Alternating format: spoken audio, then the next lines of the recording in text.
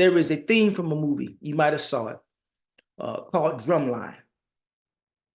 The theme was one band, one sound. Yeah, the phrase one band, one sound was delivered repeatedly in the 2002 movie Drumline by the character Dr. Lee, the band director of the fictional Atlanta A&T University. One band, one sound. He led a group of very talented musicians, each with their own strengths and their own talents, playing a variety of instruments that produced their own distinct sounds.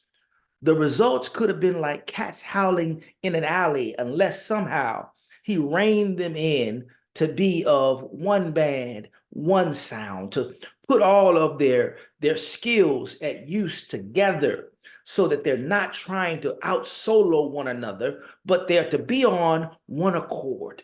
They're to be on one mind, one band, one sound, one group, that when they come together, they are not divided like a hand, but they are together like a fist. That was his job. And so when he would continue to get things right, they would continue to fight to get things right with the band throughout the movie.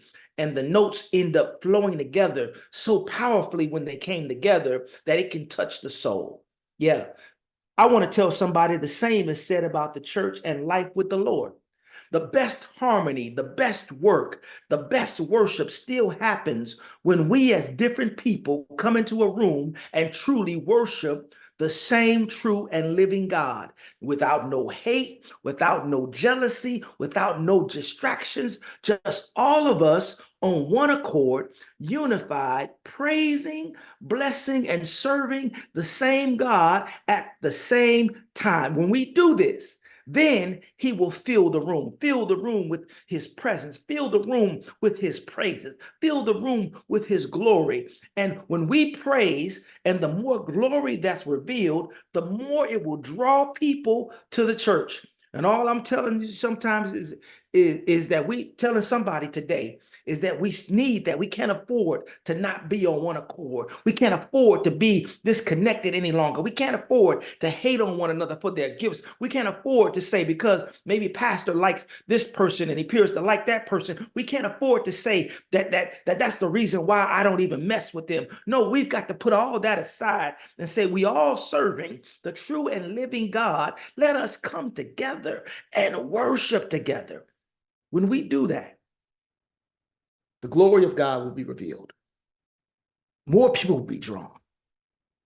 His ministry will go forward, and we will see change. We all need to be able to sing the song, I need you. You need me. We're all a part of God's body. Stand by me. Stand with me. Agree with me. We're all a part of God's body. It is his will that every need be supplied. You're important to me. I need you to survive.